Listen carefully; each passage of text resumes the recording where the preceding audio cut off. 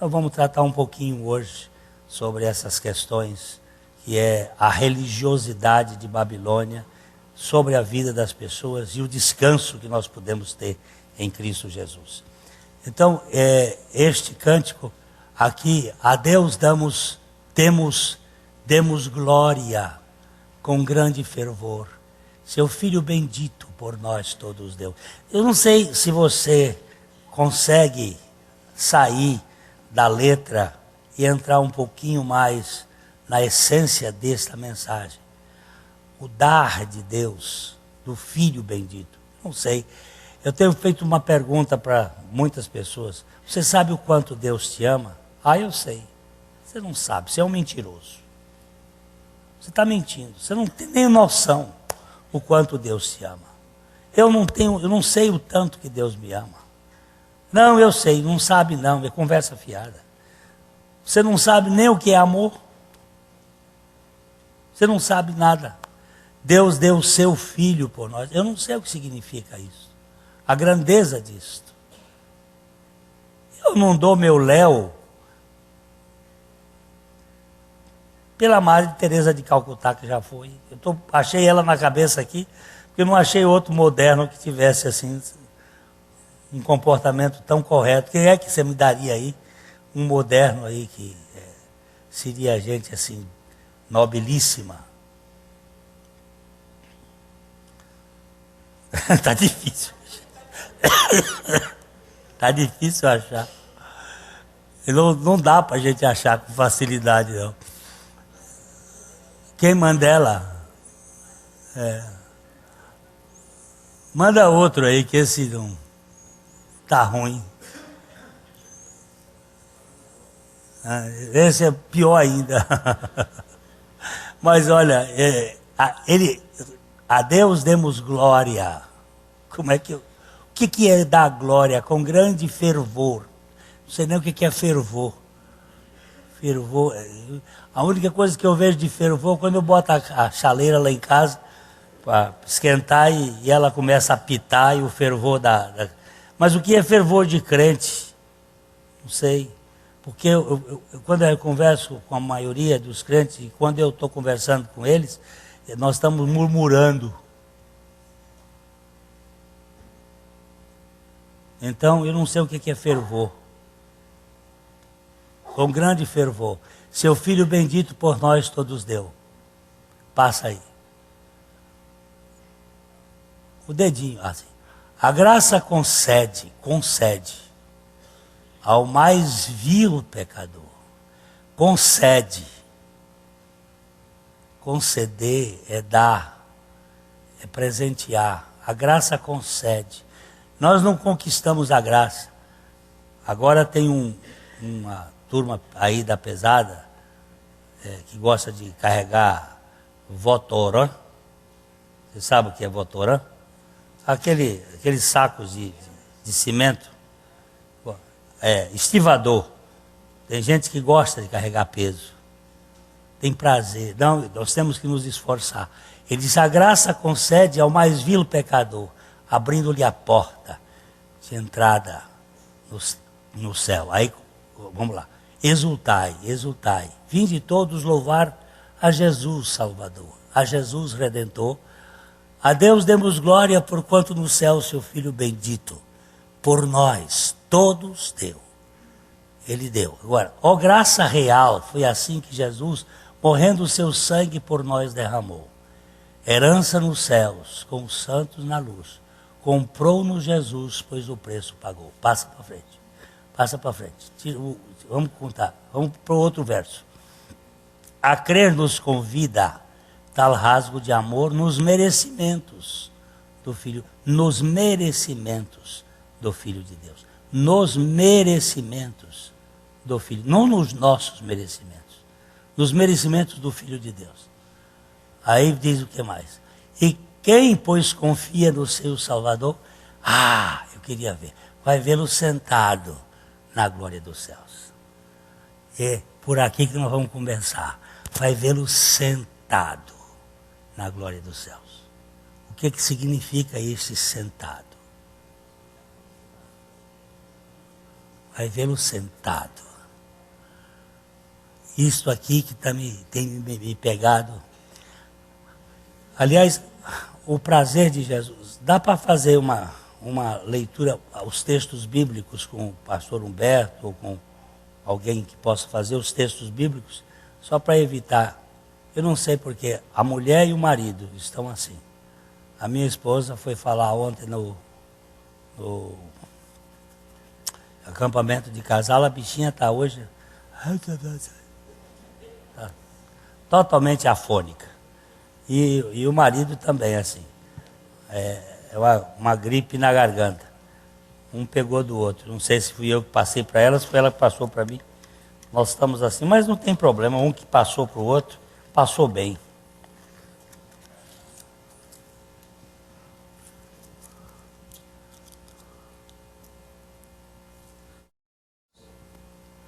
Tá bom, tá. Vamos começar aqui. Jesus, quando ia ensinar, eu outro dia falei sobre isso aqui, quando ele ia ensinar, ele sentava. Isso não era comum.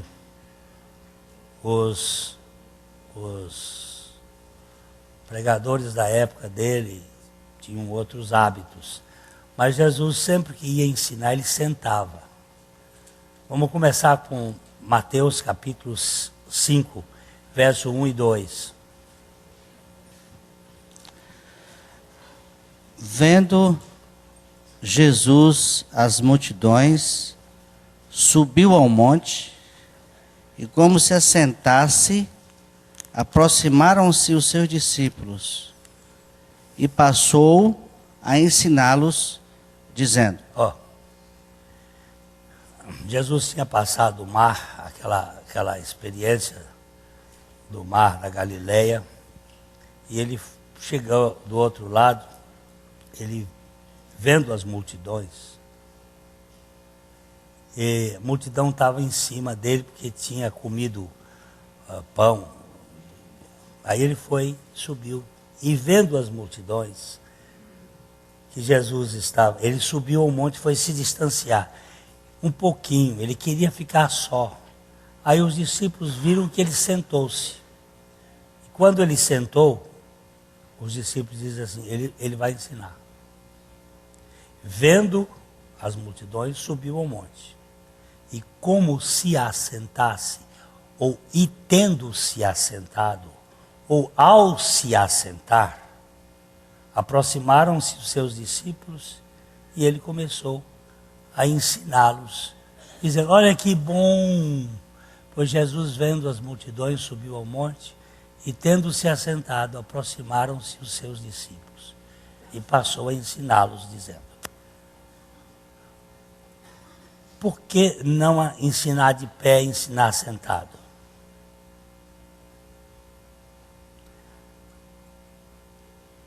Jesus nunca pretendeu fazer política ou fazer uma espécie de conquista de corações para os seus discípulos.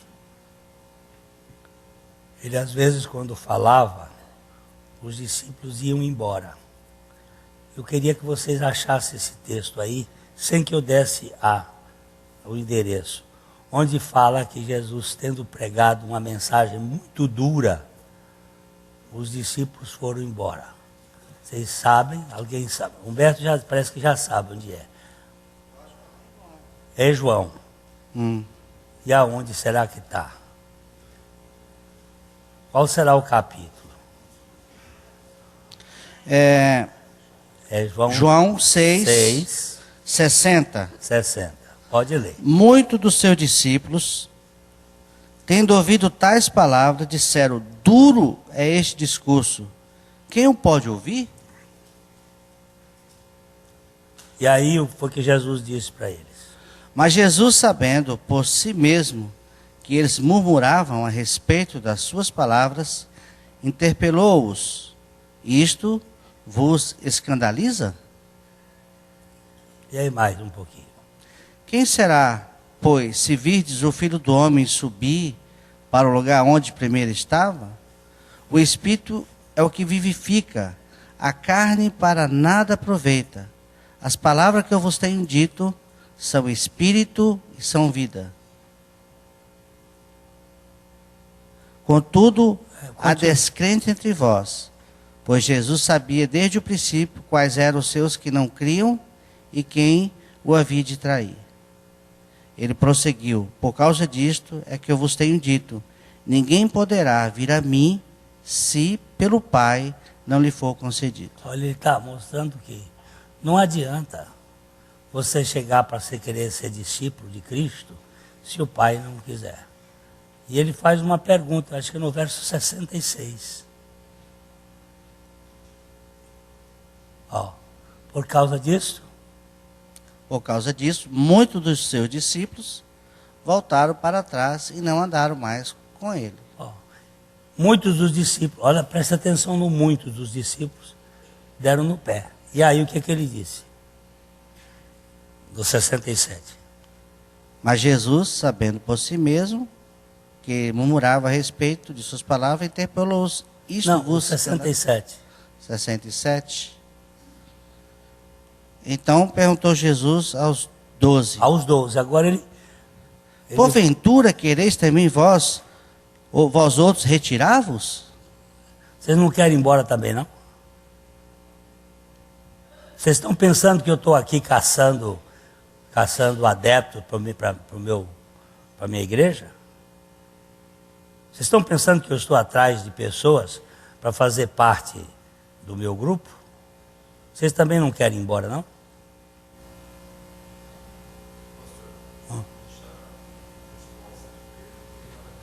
Pronto. Nós vamos para ela. Vamos parar não, não vamos parar não. Aliás, você lê a resposta de Pedro. Mas leia lá que ele vai dar a resposta de Pedro. Olha lá.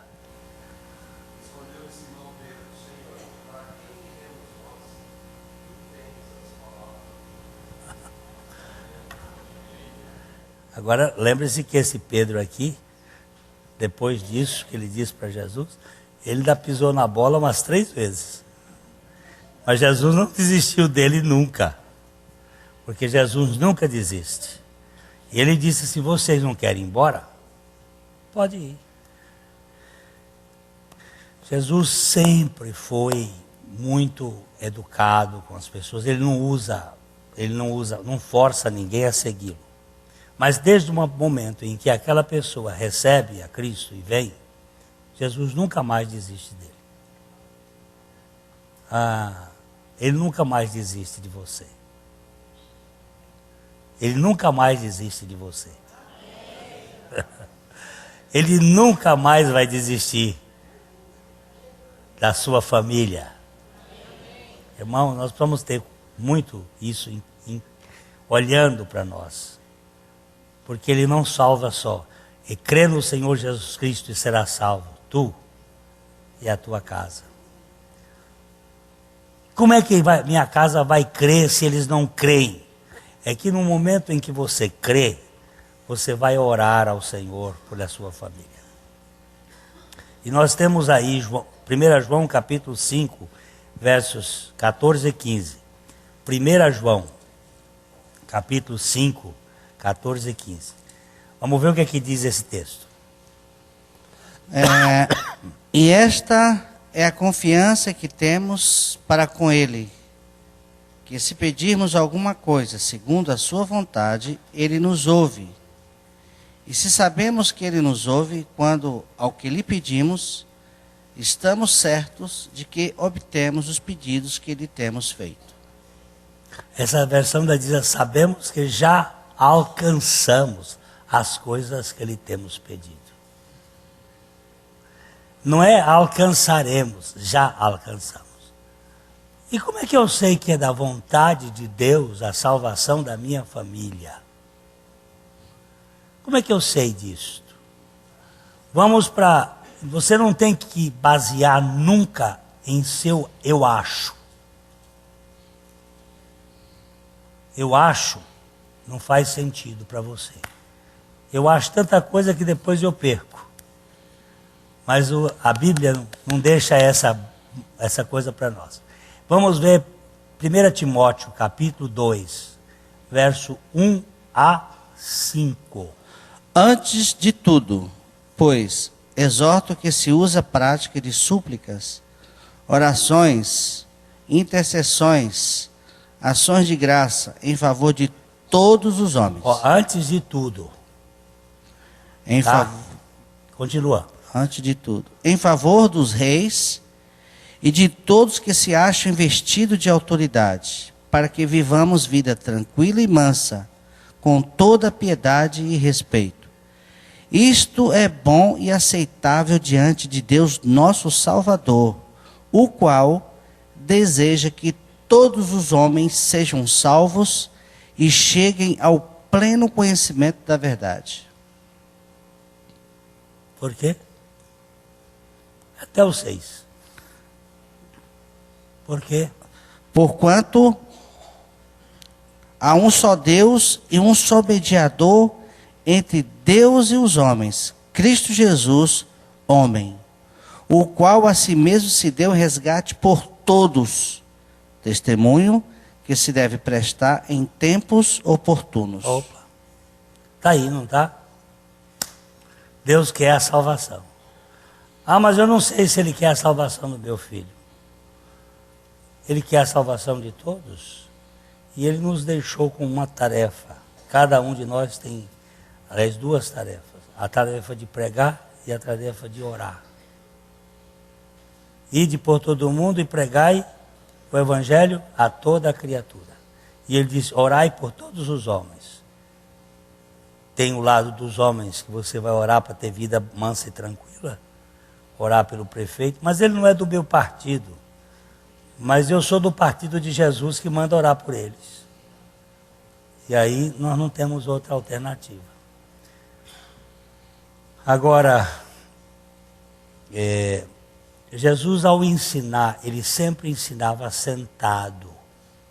Porque ele não estava querendo conquistar as mentes.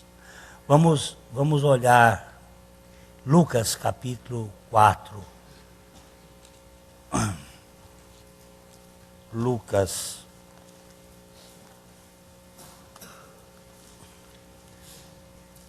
4, 20. Será que é 20? Tendo fechado o livro, devolveu-o ao assistente e sentou-se. E todos na sinagoga tinham os olhos fitos nele. Ele pegou o livro. Vocês sabem que o livro do Velho Testamento, ele era enrolado. Era um rolo. Ele era enrolado de um lado e do outro.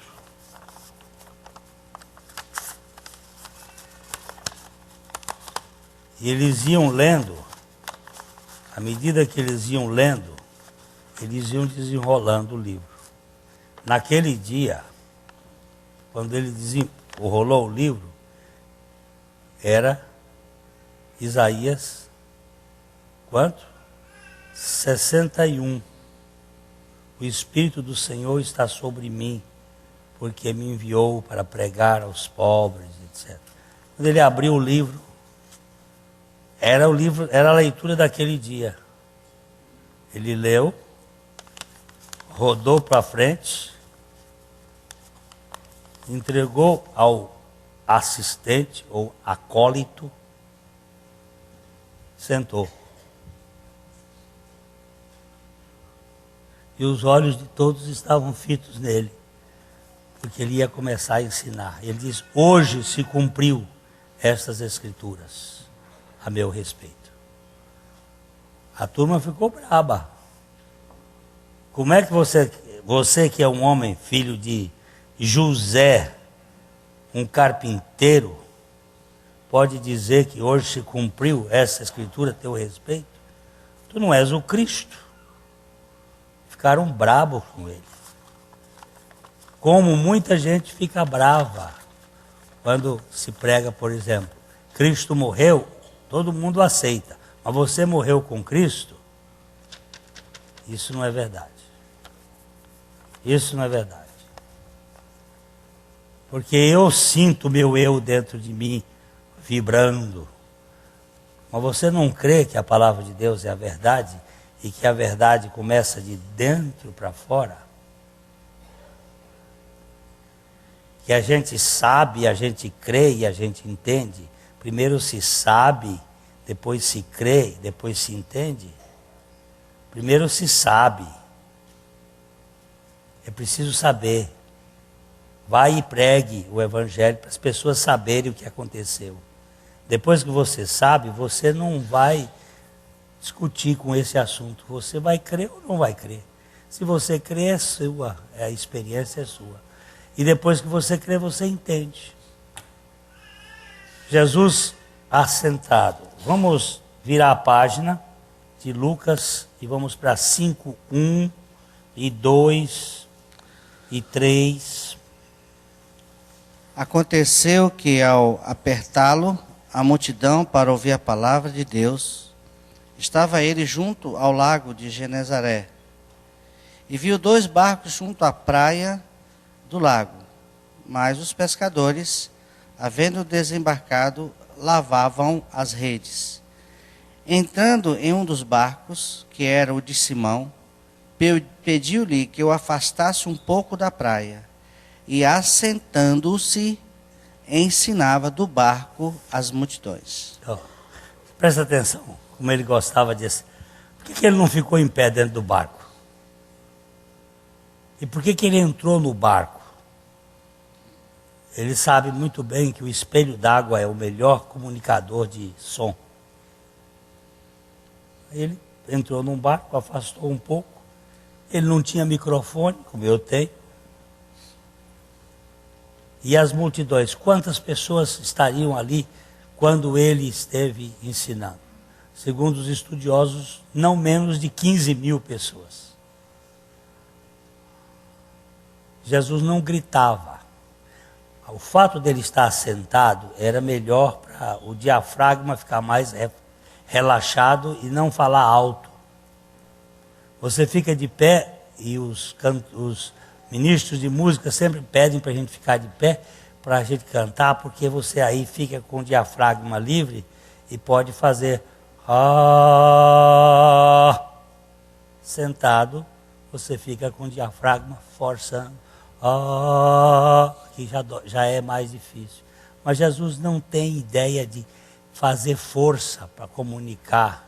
Quando você vê pregador gritando muito, é que ele não tem muito argumento. Então o grito serve para basear. Não precisa gritar não, pode falar. E o ensinar tem a ideia de conversar mesmo. Ele conversava, ele sentado. A gente podia ver vários outros textos. Vamos para João capítulo 8.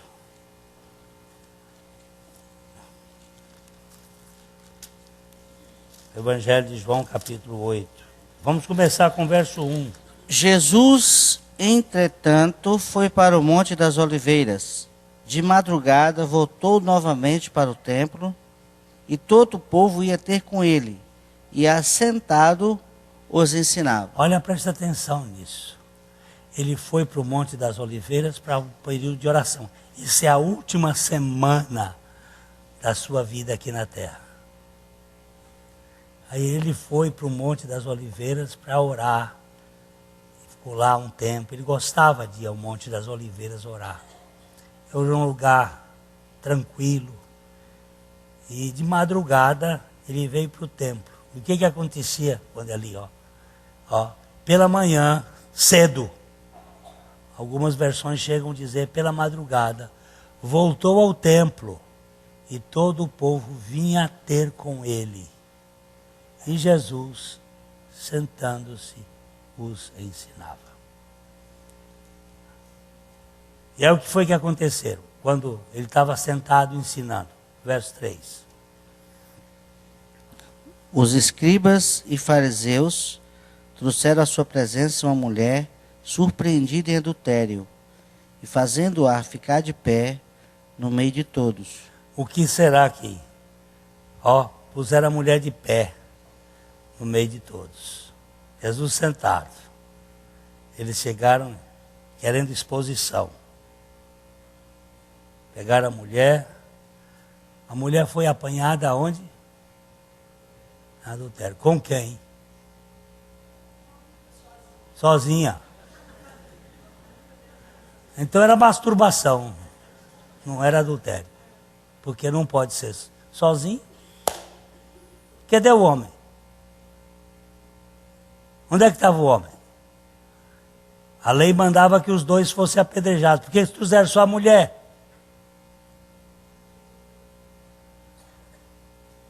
Porque a mulher nunca teve. Sabe qual é o maior inimigo da mulher? O diabo. Porém, inimizade entre ti e a mulher. Toda a perseguição contra a mulher tem sido feita pelo diabo. O diabo não gosta de mulher. Sabe por quê? Porque da semente da mulher iria nascer aquele que ia esmagar a cabeça dele. O diabo detesta a mulher. Toda a perseguição contra a mulher é feita pelo diabo. Quem foi que botou mulher no ministério para fazer parte da vida, andar com ele? Foi Jesus. Mulher e criança só tem valor por causa de Jesus. Nenhum líder religioso do mundo deu valor à mulher e nem à criança. E toda pessoa que não gosta de criança ou não gosta de mulher no ministério tem alguma doença de judaizante no meio. Essa é uma pancada que eu estou dando de público. Estão roubando os ministérios, porque em Cristo Jesus não existe nem judeu nem gentio, nem macho nem fêmea, nem escravo nem livre. Acabou. Mas tem aí essa turma que gosta de botar peso.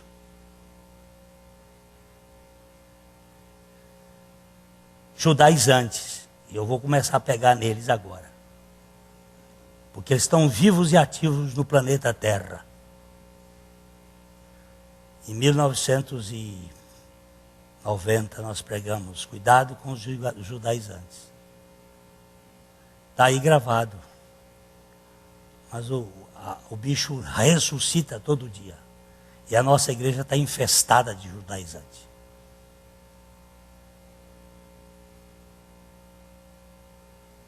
Querendo botar peso nas costas das pessoas. O reino de Deus é reino de... Ele não disse que não vai ter tribulação. Tribulação você vai ter e muita. Ele disse, olha, vocês segurem que a tribulação vai chegar, mas eu venci o mundo. Mas ele não disse, vocês vão ter peso nas costas, não. Ele disse, eu tenho minha reunião de descarrego lá na cruz. A reunião de descarrego não é na terça-feira, nem na sexta-feira, nem na quinta-feira, em qualquer sistema, não. A reunião de descarrego aconteceu um dia ali na cruz e acabou. Mas olha, a gente tem que chorar e clamar. Eu estou cada dia mais apaixonado por Paulo. O homem de uma ética. O cara sensacional. Este Paulo é de tirar o chapéu, esse homem. Ele não chovia no molhado, não havia quem fizesse. Sabe o que é chover no molhado? Ir para a horta do outro, tentar plantar no terreno que já foi plantado. Ele não fazia isso de jeito nenhum. Ele tinha ética. Ele dizia assim, eu tenho muita vontade de ir a Roma, mas eu não quero ir lá para pregar onde Cristo já foi pregado. Vocês não estão entendendo muita coisa não, mas eu vim do Nordeste agora. E escutei e vi coisa lá, de viajantes que viajam. E hoje nós vamos tratar um pouquinho à noite de João Marcos e etc e tal.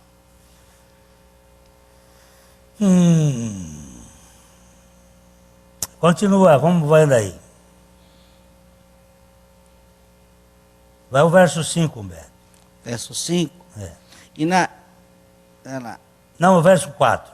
Disseram a Jesus, mestre, esta mulher foi apanhada em flagrante adultério. Quem foi apanhada? A mulher. Cadê o homem? Não tem homens. Café Deus. O homem não foi apanhado. Por que ele não foi apanhado? Pode ficar pensando. Isso aí é para você pensar, que crer também é pensar. Dizia John Stott. Cadê o homem? Talvez fosse um daqueles mestres. Está aí, João. Está aí. Um deles. É aí, Tony. Hein? Era uma armação, sim. Mas cadê o homem?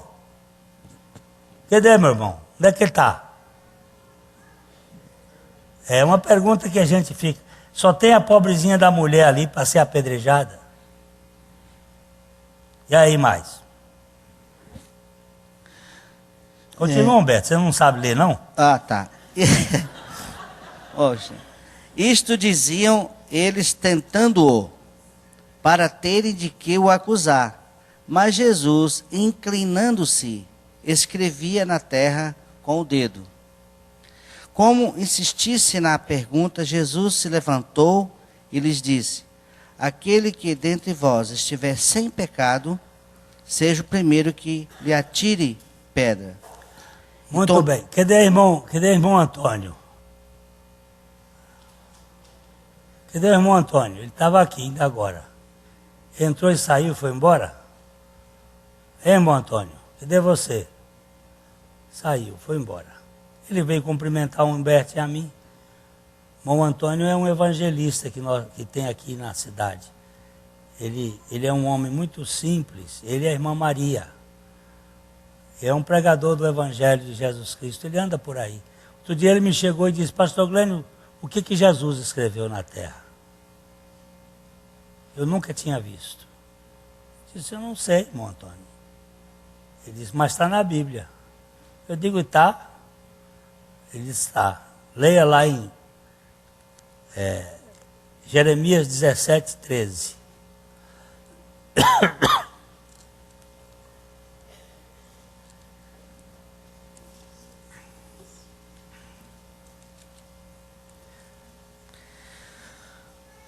O Senhor, esperança de Israel, todos aqueles que te deixam serão envergonhados. O nome dos que se apartam de mim serão escritos no chão, porque abandonam o Senhor, fonte das águas vivas. Ó, ali no que ele cedilha é ó Senhor, esperança de Israel. Todos aqueles que te abandonarem serão envergonhados. Os que se apartam de ti serão escritos sobre a terra. A outra versão diz no chão, a outra versão diz serão escritos no pó, porque abandonaram o Senhor, a fonte das águas vivas. É por isso que Jesus escreveu duas vezes. Ele escreveu uma vez, mas o número era grande. Aí ele levanta a cabeça e diz assim: ó, aquele que tiver sem pecado, segura a primeira pedra. E voltou a escrever de novo no chão. O número era muito grande. Ó, os que apartam de ti serão escritos no chão, no pó ou na terra. E os que chegam para ele serão escritos onde? Lucas, capítulo 10, versículo 20, será? Vamos ver se é esse ou esse é 20 e 10.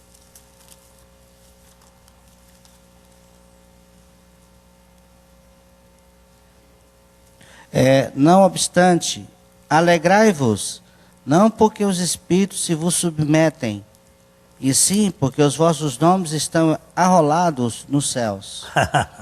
Onde é que ele escreve o nome daqueles que são salvos?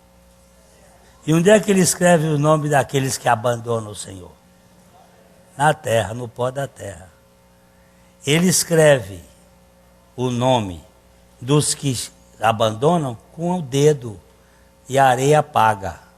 E ele escreve o nome no céu com o sangue. E nem demônio pode apagar, porque foi escrito para sempre. Os vossos nomes foram escritos no livro da vida.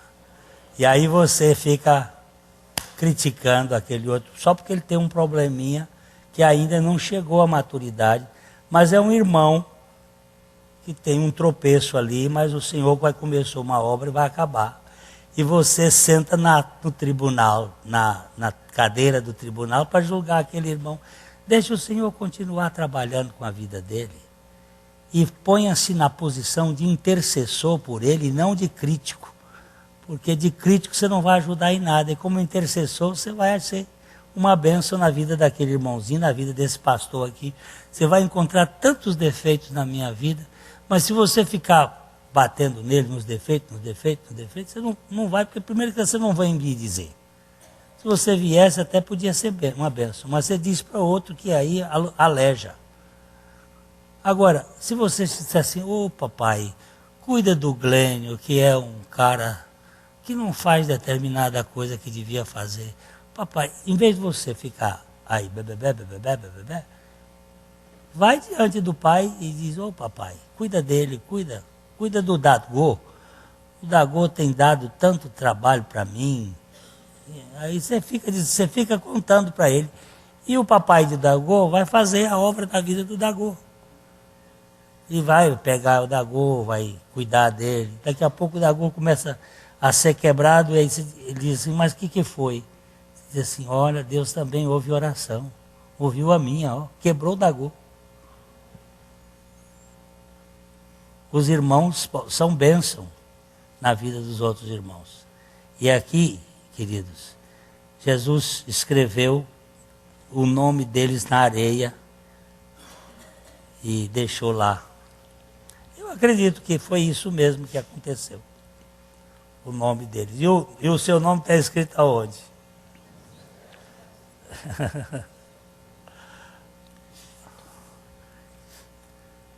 O meu irmão fez o arrolamento, quando minha mãe morreu, fez o arrolamento das coisas dela lá e fez a documentação para o inventário. E era para ter sido registrado num cartório lá em Corrente. Ninguém achava o tal documento agora. Mas foi um trabalho. Mudaram de lugar o cartório e quem diz que acha? Foram uns 3 meses de busca e pegar livro velho de cartório. Aquilo está cheio de ácaro. E era uma espirração. E tinha que pagar por fora as moças para poder espirrar melhor e depois... Até que enfim acharam. Eles não tinham arquivos modernos hoje que eles estão fazendo no computador. Mas até no computador entra vírus... E já está engraçado. Está entrando vírus de computador no ser humano. Um cientista pegou o vírus do computador e passou para ele. Eu não sei como é isso. Mas ele passa a mão assim, em todas as portas onde estão magnetizadas, e ele abre. Então ele estava dizendo, não use chip. Porque eles podem botar vírus no chip. E você vai ficar magnetizado. É um cientista inglês que fez essa experiência. Um doutor da Universidade de Cambridge, que botou vírus de computador nele. Eu não sei como é que faz. Mas botou. E ele agora abre todas as coisas onde tem os chips que foram colocados. E ele vai com a mão assim e vai abrindo. É coisa do capiroto mesmo, não é? Agora, Jesus ensinou sentado até o momento da cruz, quando ele teve que ficar em pé, pendurado da terra. Foram 6 horas, 3 horas e 3 horas. 3 horas como o nosso substituto. E 3 horas como nosso representante. 3 horas das 9 da manhã ao meio-dia, ele era o nosso vigário. Ele era o cordeiro que ia fazer a obra expiatória em favor da humanidade. Ele não tinha nenhum pecado. Mas ao meio-dia, o Pai virou as costas para ele e jogou sobre ele a iniquidade de nós todos. E jogou sobre ele os nossos pecados. A partir do meio-dia, o Pai botou uma cortina no sol e apagou o sol por 3 horas. Nenhum fenômeno geológico ou astrológico pode explicar esse fenômeno. O sol escureceu por 3 horas. Porque o Pai não queria mostrar a face do Filho para a humanidade. Ele se tornou tão feio, tão retorcido, tão desprezado, que não fazíamos caso dele algum. Mas naquela hora, foi uma hora importante, aquelas 3 horas, ele não estava mais como o nosso vigário, ele estava como um que morria a morte do pecador. Ele era pecado por nós, ele era nosso representante, ele era identificado conosco no pecado. E quando o seu sangue foi derramado, ele morreu por inanição. A causa da morte de Jesus foi, todo o seu sangue foi derramado. Ele teve anemia profunda. Ele não tinha doença, mas ele tinha as dores. Ele não tinha pecado, mas ele recebeu os pecados. E ele perdeu todo o seu sangue. E o seu sangue caiu. E naquele momento em que ele disse, está consumado, houve um terremoto na terra. E a pedra que estava colocado rachou. E o sangue dele desceu até o buraco onde estava feito um buraco no Calvário, que era o lugar onde tiraram as pedras para construir o templo. É o lugar que os judeus fizeram os túneis e que no tempo de Nabucodonosor, essa é a teoria moderna que está na internet, que os Illuminati não deixam publicar isso de jeito nenhum, em livro nenhum. E os 2 arqueólogos que descobriram isso já foram mortos. No tempo de Nabucodonosor, quando a cidade foi cercada por Nabopolassar, o sumo sacerdote Ananias pegou a arca junto com os sacerdotes e correu lá para debaixo do Calvário e botou a arca lá e taparam as entradas com pedras. E de 586 até 1994, de Indiana Jones a todos os filmes possíveis, a busca da arca perdida, todo mundo procurava essa bendita arca. Onde é que essa arca está? Onde é que ela ficou? Ela não aparece lá nos escombros de Salomão, de Nabucodonosor, lá na Babilônia. Nós encontramos a bacia, nós encontramos os instrumentos, a arca e o candelabro sumiram. Mas a arca é o lugar mais sagrado. E agora esse cientista diz que achou essa arca lá em 74. E só depois de 2000 é que eles começaram a contar. E ele pegou, tirou uma raspinha de cima, depois de limpar com um pincel a arca, viu que tinha um sangue, um lugar de sangue. Mas podia ser sangue de boi. Teve quantos bois puseram ali em cima? Mas ele viu que o sangue era diferente, porque sangue de boi é sangue de morte. E havia um vermelho, e ele raspou, ou tirou com cotonete aquilo e mandou para Londres. E ali descobriu que era sangue, sim, mas de mulher, e não de homem. Porque o sangue de homem tem morte. Por um homem entrou o pecado no mundo, e com o pecado entrou a morte. E a Bíblia diz que era da semente da mulher que iria nascer aquele que havia de esmagar a cabeça da serpente. E o sangue não tinha. Descobriram lá no laboratório em Londres que não tinha 46 cromossomos. Porque se fosse de ser humano tinha que ter 46 cromossomos. 26 da mulher, 23 da mulher e 23 do homem. Só tinha 24 cromossomos. Mas por que 24? Se sangue de mulher só tem 23? É que tem um cromossomo de Deus. Ele é o Cordeiro de Deus que tira o pecado do mundo. Isso corre na internet, por baixo dos panos, não pode ser publicado. O cientista, o arqueólogo judeu que descobriu isto, já foi morto.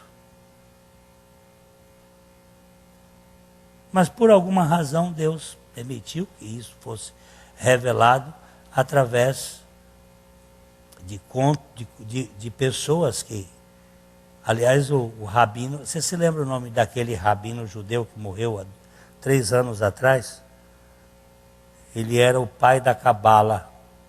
Ele morreu com 105 anos e pediu para o filho dele, de 79 anos, o menino tinha 79 anos, para quando...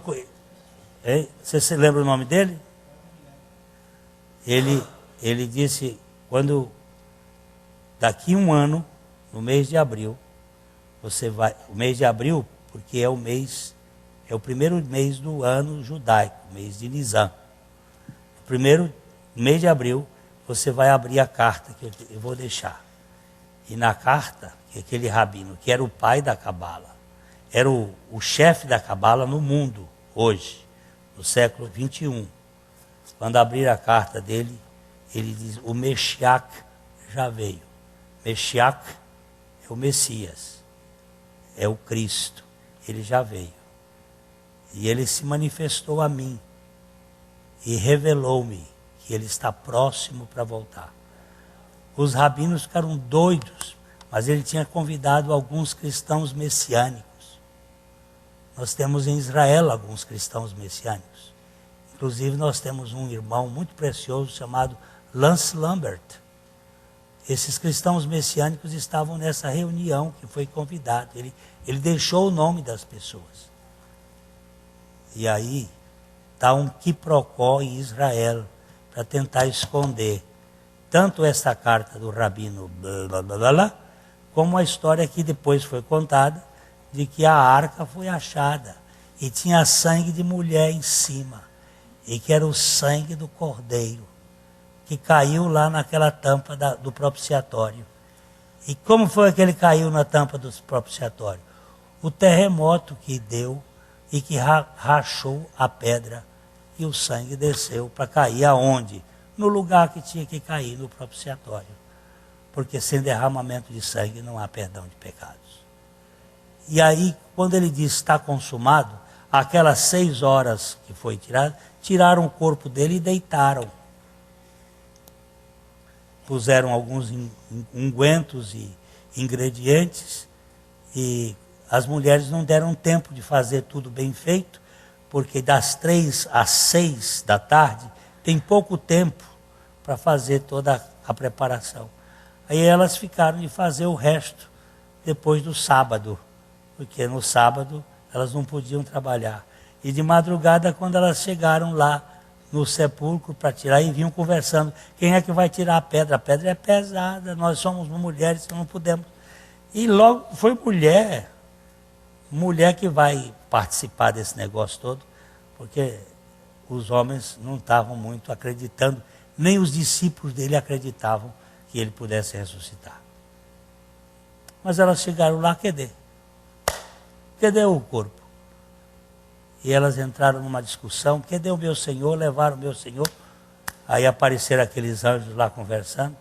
E aí um disse assim, diga para os meus irmãos e a Pedro, que eu vou me encontrar com eles lá na Galileia.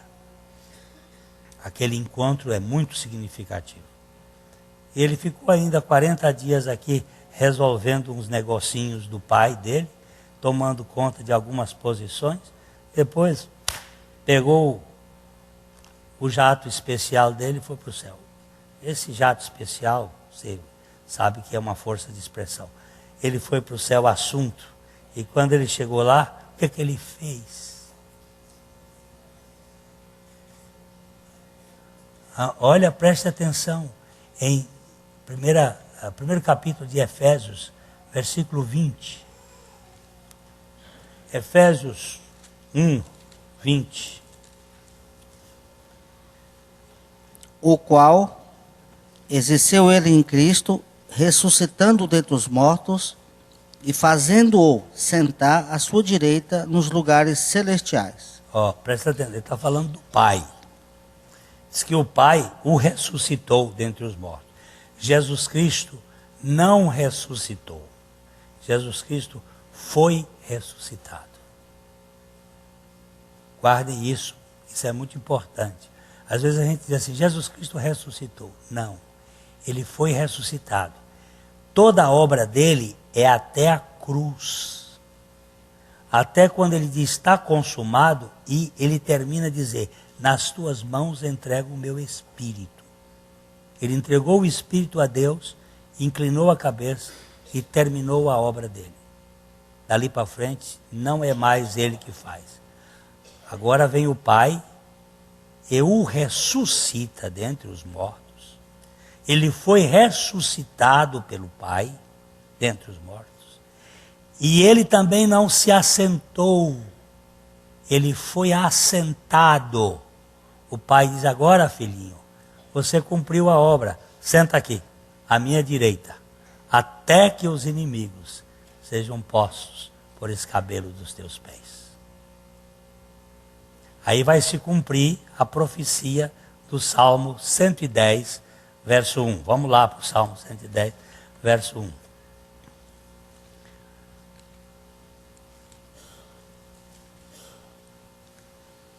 Disse o Senhor ao meu Senhor, assenta-te à minha direita, até que eu ponha os teus inimigos debaixo dos teus pés. Presta atenção. Disse o Senhor Adonai ao meu Senhor Javé, assenta-te à minha direita, até que eu ponha os teus inimigos por escabelo dos teus pés.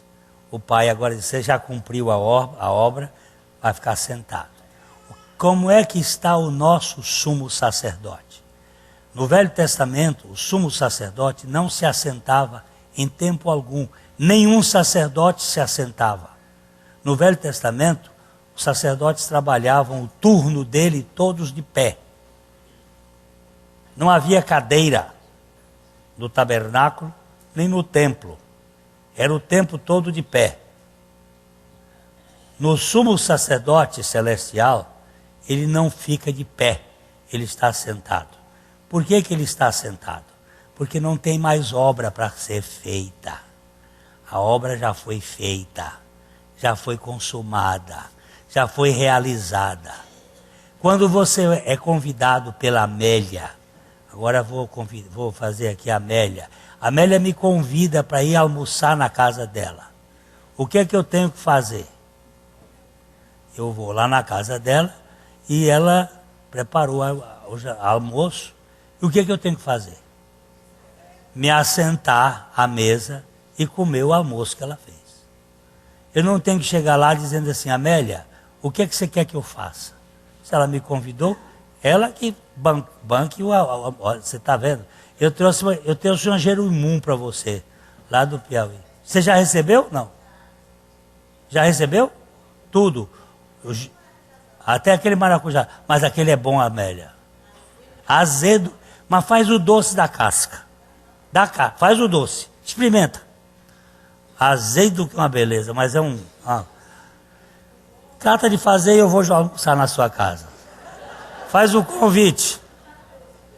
Não, faz o convite. Eu vou sentar lá, eu vou conversar com você. Ó, presta atenção. Eu não vou chegar lá e não vou lavar a louça depois, não. Pode deixar que outro lava. Quem dá o banquete é que dá a comida e e você chega e come, senta e vai embora. É assim que faz. O que Jesus fez? Ele fez a obra, ele consumou a obra. E ele nos convida a nos assentarmos juntamente com ele. Vamos dar uma lidinha. Ele assentou-se, né? Ele assentou-se.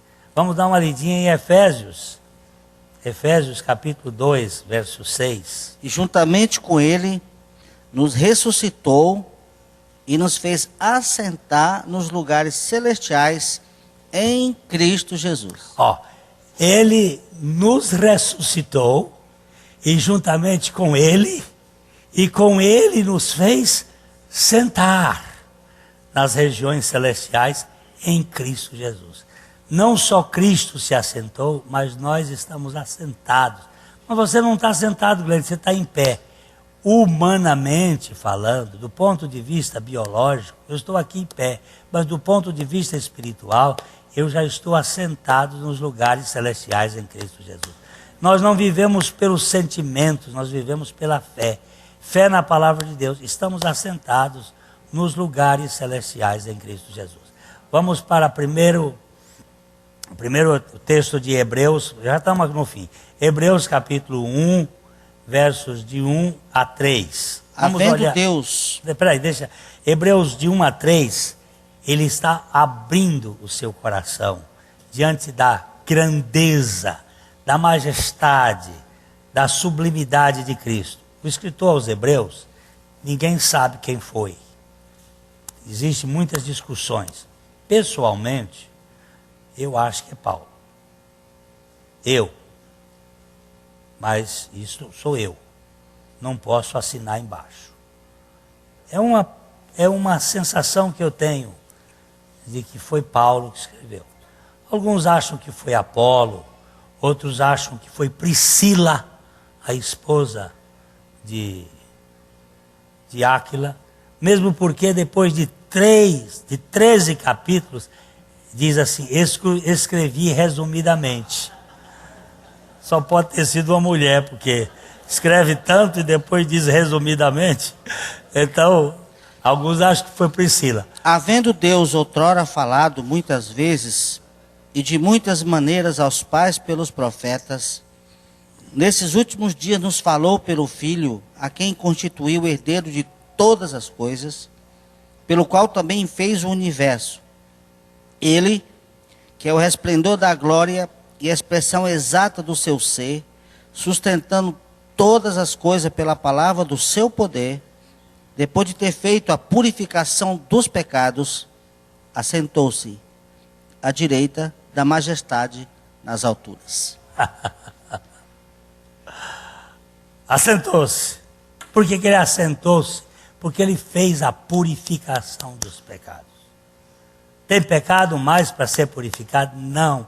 Ele já fez a purificação dos pecados. E nós o que temos que fazer?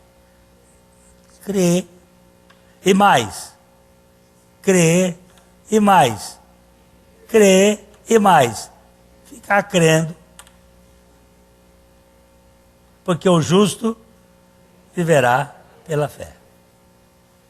Os irmãos foram visitar a irmã Eugênia Maziero, e aí eles estavam me contando, ela fez 109 anos.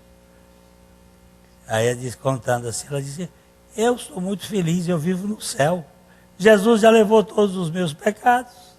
Olha só, eu vivo feliz, eu estou no céu. Eu já vivo no céu. Eu vejo algumas aí, mas eu ainda vejo umas imperfeições em mim. Calma, ele não acabou a obra. Vai crendo, vai descansando, vai esperando somente no Senhor. Esperei com paciência pelo Senhor, ele se inclinou para mim e me tirou de um lago, um charco, me colocou os pés sobre uma rocha firme. Essa rocha firme é Cristo, e me colocou hinos na minha boca, e todos vão ouvir esse hino, e vão ficar muito felizes, vão glorificar o Senhor, porque Ele fez uma obra maravilhosa. Ele está assentado na majestade nas alturas. E eu também estou com Ele.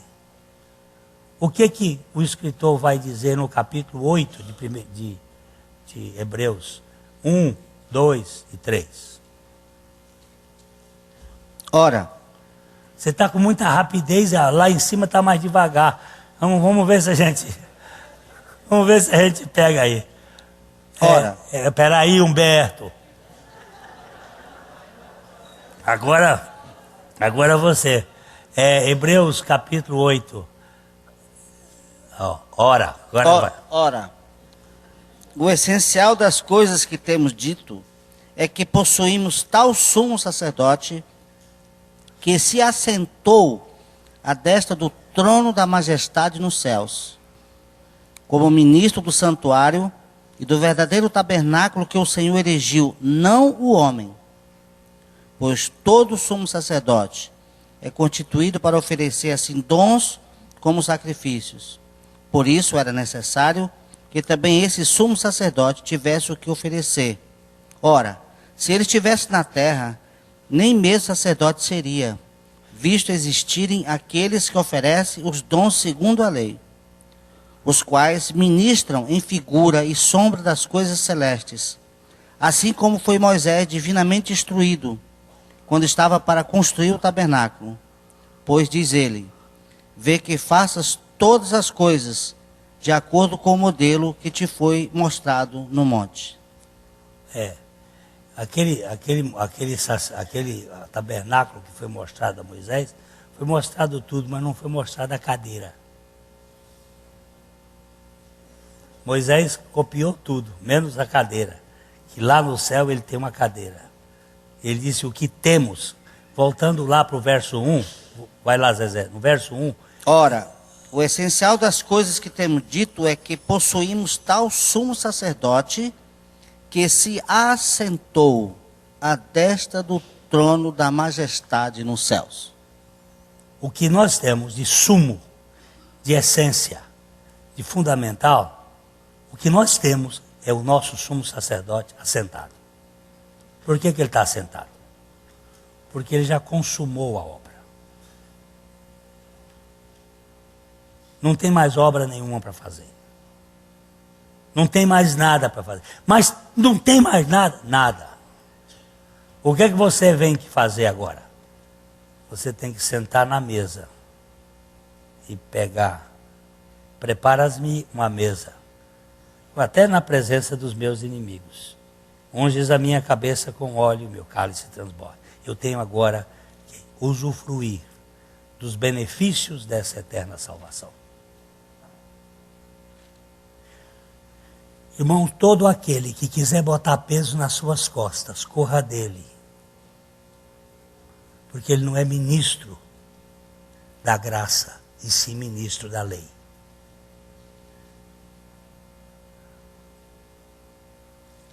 Quando uma irmãzinha chegou para mim e disse assim, pastor, eu não vou mais deixar que ponham peso nas minhas costas. Eu fui aceita, eu fui comprada, eu fui resgatada. Eu sou filha de Abba.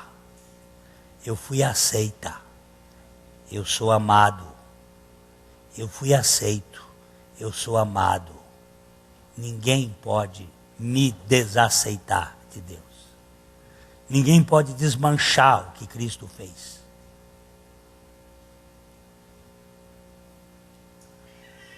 Mas Glênio, você tem que olhar para o seu sumo sacerdote. O sumo, a súmula, o essencial de tudo, até o verso O. Ele tinha falado 7 capítulos. Ora, do que estamos dizendo, o ponto principal, o ponto essencial, a coisa fundamental é esta. Temos um sumo sacerdote que se assentou. O que é isso? O ponto central é que o nosso sumo sacerdote está assentado. Mas o que significa isso? Significa que a obra dele foi cumprida. Eu estou falando com a igreja que está dormindo. Está dormindo. Ela não está sabendo que está.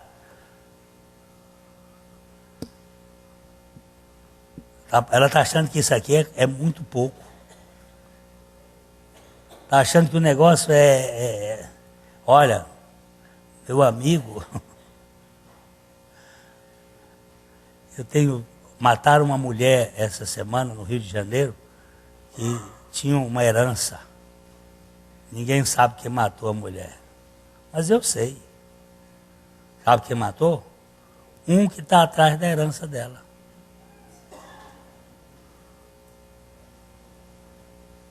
Quem matou foi um que está atrás da herança dela. Por que Caim matou Abel?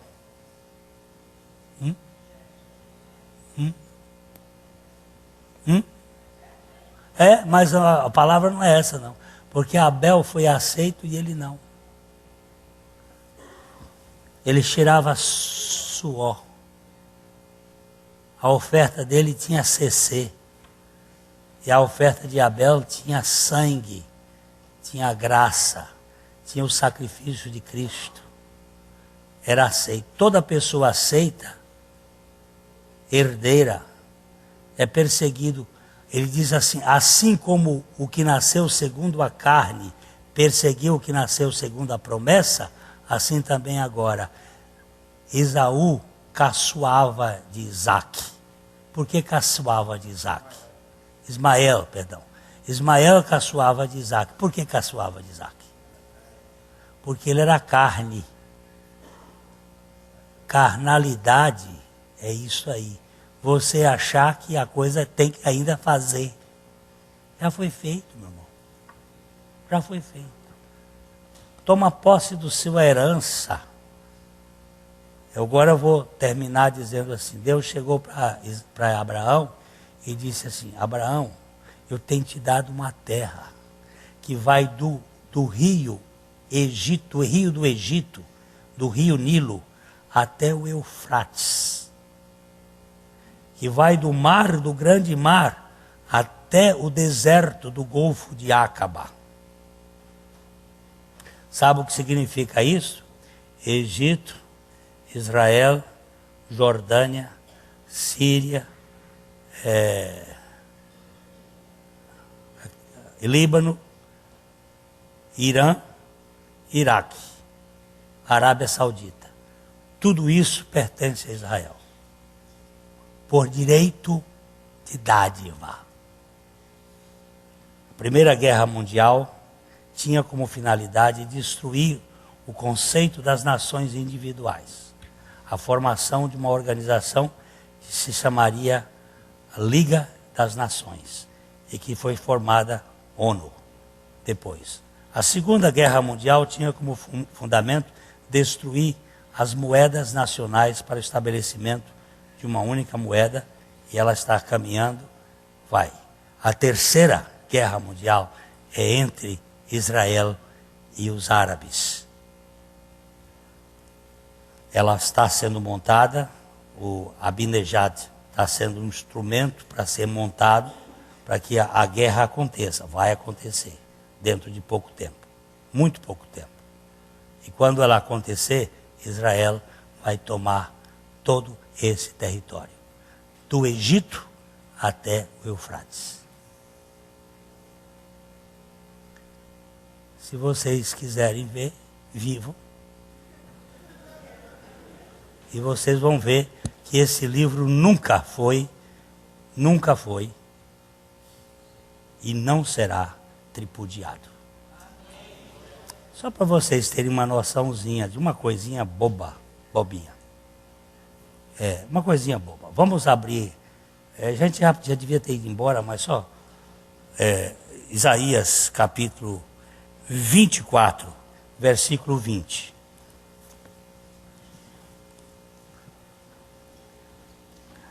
A terra cambaleia como um bêbado e balanceia como rede de dormir.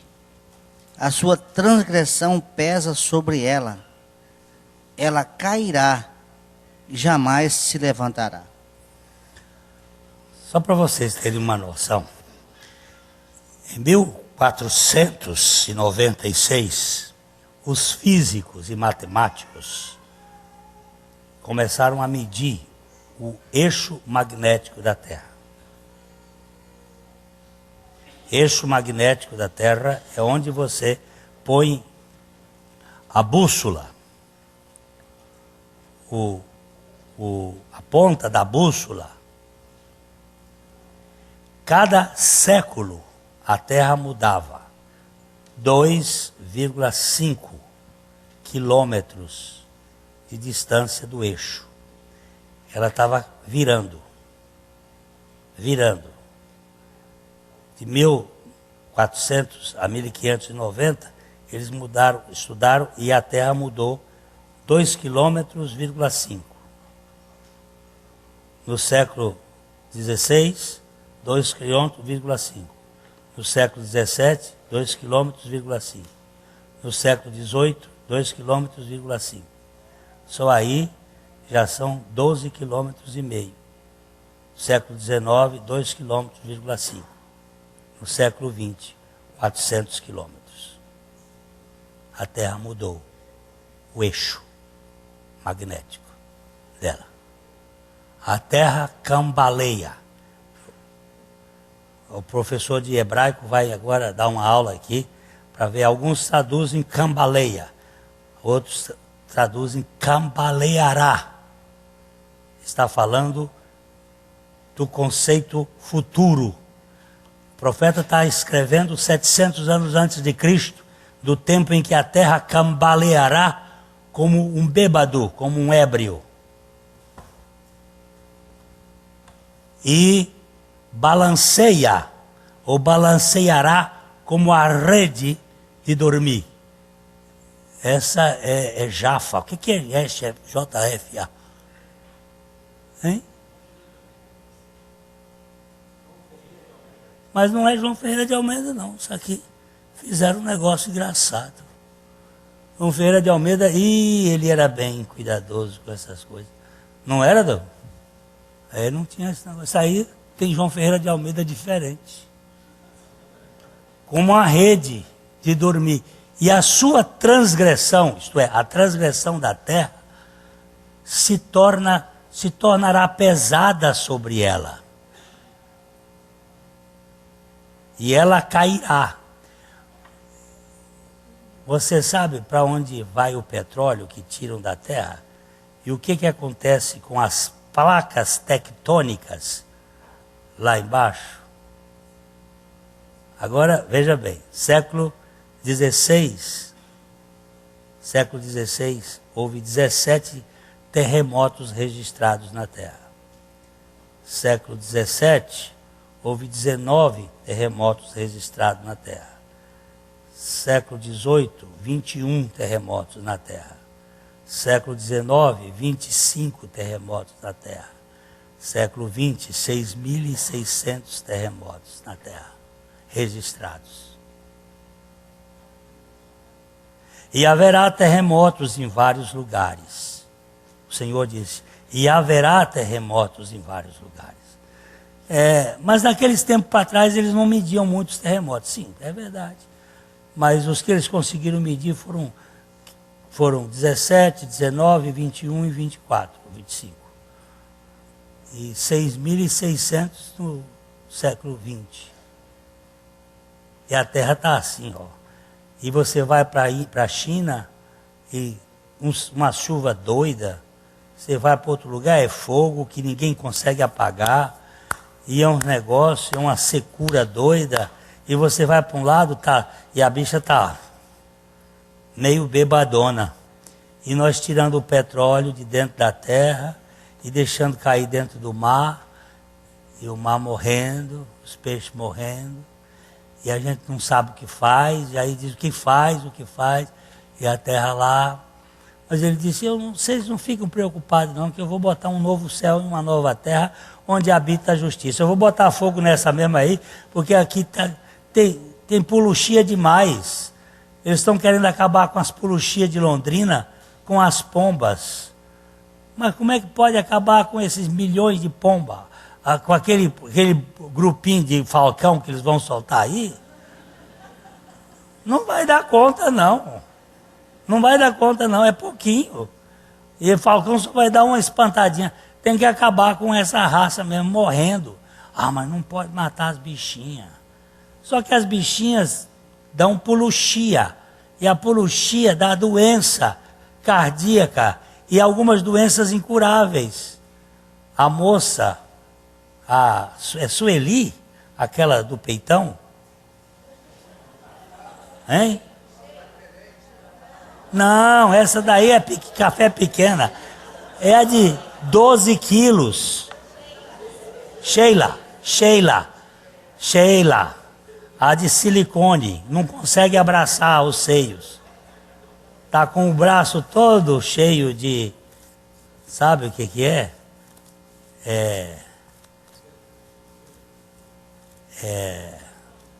Não é hematoma, não. É a bichinha, aquela matadeira que fica de hospital. O que chama ela?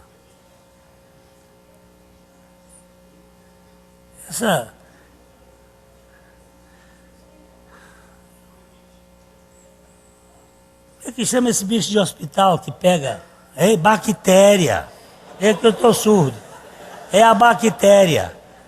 Aí disse assim, tira o negócio, tem que tirar. O médico. Ela foi para a Índia. Hoje tem uma viagem para a Índia. Os europeus começaram a fazer. A Índia é um dos países mais avançados em tecnologia. Em computação, Estados Unidos, Inglaterra, Alemanha, França, Japão, estão a 100 anos abaixo da Índia. Em termos de computação. Eles estão acima. E medicina computadorizada. E medicina eles estão há N anos. É uma pobreza desgraçada. Mas em termos de cabeça, eles estão na frente, muitos anos. E levando gente para fazer a operação mais barata. Europeu. E uma bactéria resistente veio para a Europa. Eles não estão conseguindo matar a bactéria. Ela está lá matando. A Sheila está com a tal da bactéria. E o médico disse, tem que tirar o troço do silicone. Não, prefiro morrer. Mas eu não tiro porque eu quero ir para o Guinness Book. Eu quero ir com o peito maior do mundo. Pois é. Isso é a nossa Sheila. Mas a Sheila, outros piores ainda por aqui, que estão achando que deitar no colo daquele que satisfaz, quando João encontrou bem no peito de Jesus e botou a cabeça e disse, quem é? Ele disse, é aquele que mete a mão comigo no prato. Mas ele não vai ter vez. Eu quero que você descanse no meu colo e você saiba que eu fiz uma obra perfeita. Dava tempo para falar mais uma coisa, mas eu vou dizer uma coisa aí. Cristãos de Deus, façam festa na fogueira, celebrem na cadeia, cantem quando vocês forem desprezados, tende por motivo de toda alegria o passardes por várias provações, sabendo que a provação da vossa fé, uma vez confirmada, produz a perseverança. Bem-aventurados sois quando injuriarem e mentindo disserem todo o mal contra vós por minha causa. Exultai-vos, alegrai-vos, porque grande é o vosso galardão no céu. Porque assim perseguiram os profetas que viveram antes de vós. Façam festa quando estiverem criticando vocês. E coloque a coroa quando estiverem elogiando vocês no pé do Cordeiro e glorifique a Ele. Ele ficou sentado porque tudo está realizado. A mensagem que você acabou de assistir faz parte do Ministério de Comunicação Palavra da Cruz. Temos um grande acervo de estudos bíblicos em áudio e vídeo. Distribuímos também, gratuitamente, o jornal mensal Palavra da Cruz. Entre em contato conosco pelo fone fax 0 operadora 43 3322 3037 ou pelo e-mail com@palavradacruz.com.br. Visite-nos também pelo site www.palavradacruz.com.br. Graça e paz.